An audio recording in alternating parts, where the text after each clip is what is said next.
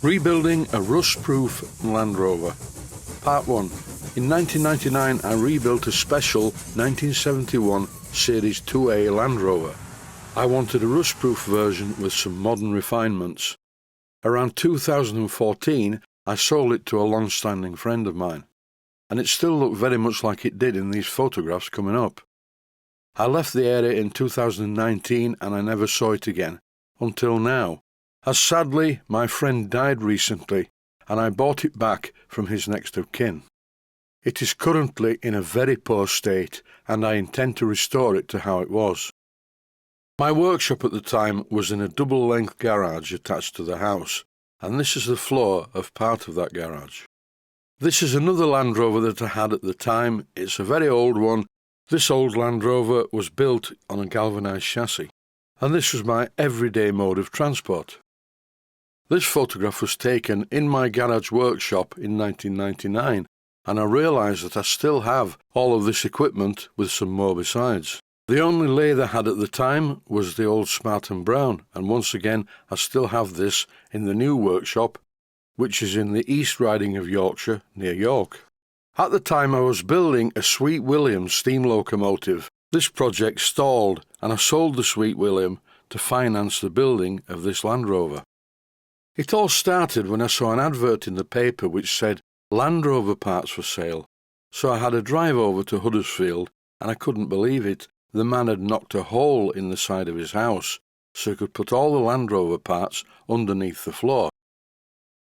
Everything that you see here came from this source, including the glass fibre bonnet and the front panel, as well as the wings and a lot of parts that I never used.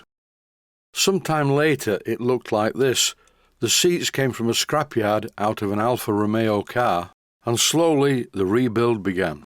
I bought a brand new Land Rover 90 bulkhead, and then I had it hot zinc metal sprayed and filled it with wax oil. The idea being, as well as the chassis, which was replaced by a galvanised one, bulkheads on Land Rovers rot away, and I didn't want this ever to happen.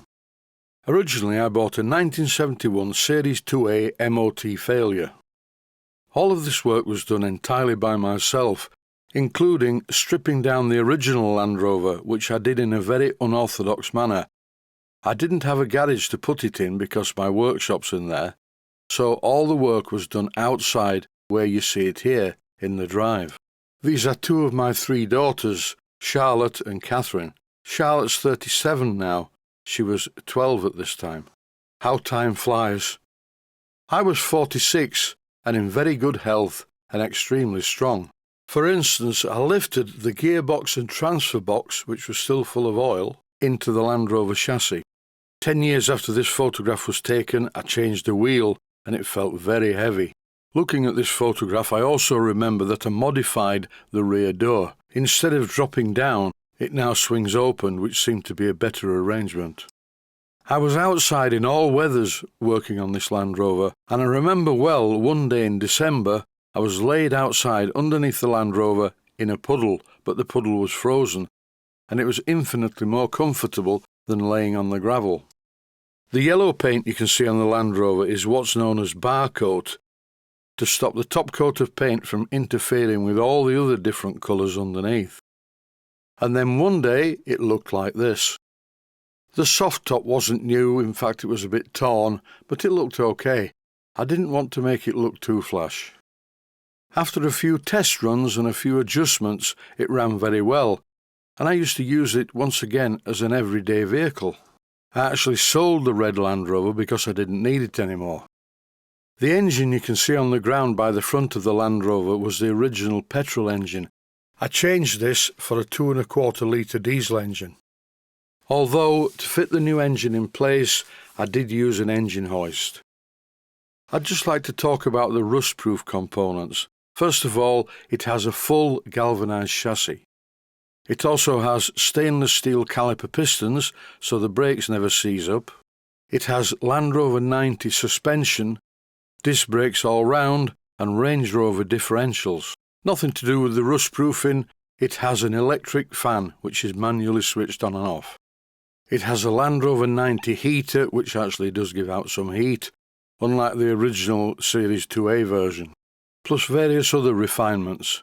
This is what the Land Rover looked like when I sold it to my friend, and this is how I've just bought it back. I can't believe it, it's just unbelievable. It looks like something that the Beverly Hillbillies would ride about in. It now bears very little resemblance to the one you've just seen that I rebuilt. And this is a good bit. It has a broken tail light and that's about all. This is the view inside the Land Rover, full of general rubbish and these horrible bits of wood stuck all over it. And I can't believe that the roof is held in place with a ratchet strap. When I built this Land Rover, to finish it off, I had these vinyl stickers specially made. Land Rover Cabriolet, because that's sort of what it was. My friend Ken, who I sold the Land Rover to, was a really good man. We'd known each other since we were children. And Ken was a typical English eccentric. He looked like a shabbier version of King George V, with a splendid, tailored beard, unlike mine which grows all over the place. Let's have a look inside the Land Rover, shall we? The first thing I notice is a steering wheel that I never put on it. The Alfa Romeo seats that originally I covered up with professional covers are no longer serviceable. Don't get me wrong, I'm not complaining, this is just what I want as a project. I need something to keep me off the streets, but I didn't expect this. It is a wood-burning stove. Carefully positioned between the seats, it did have a heat shield around it. I've taken that off so you can see how rusty it is. And yes, looking at the Land Rover in a bit more detail, the seats are not serviceable at all. One's better than the other, but I'm going to scrap the pair of them and put some new ones in. A chimney emanates from the log burner, and it goes up and through a hole in the roof. This definitely has to go, so carefully I remove first of all the chimney, which exits via a hole in the roof. There's rather a lot of wood ash around the base of the stove, and surprisingly the dashboard is missing. I don't know why Ken removed the dashboard, who knows. I made a couple of aluminium panels on which to mount the switches. This is also looking a bit worse for wear. When I first rebuilt this Land Rover, I bought a brand new wiring loom for it. I'm having a good look around the Land Rover to see how much corrosion is present, and the only corrosion I can find is the bottom of the doors, and that was there to start with. There were some old doors that were a little bit scabby that I cleaned up.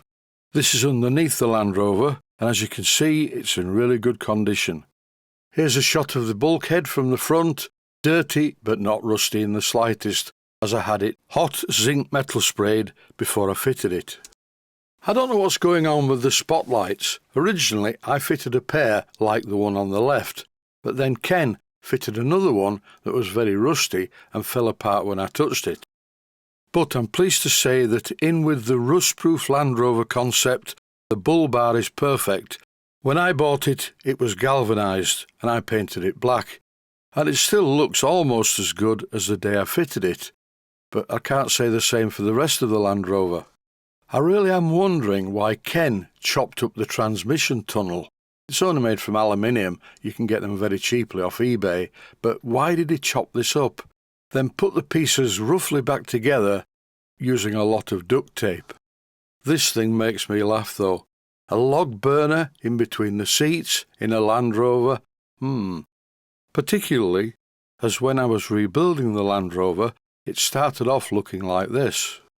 Because I'm no longer 46, I'm 72, there are a lot of jobs I will not be able to do on this, but cleaning up this thing is not one of them, and that is going to be the first job.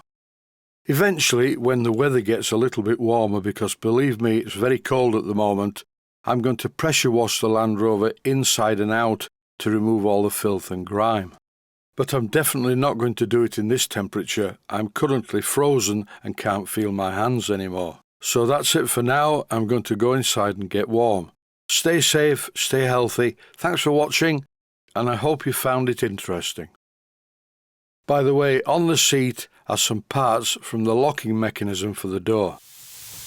Please take the time to visit my Mainsteam Models website and click on the section of the website that says Video Playlists. And by doing that, you can find other videos that you may like to watch. And by using the playlists, you can actually watch the videos back to back.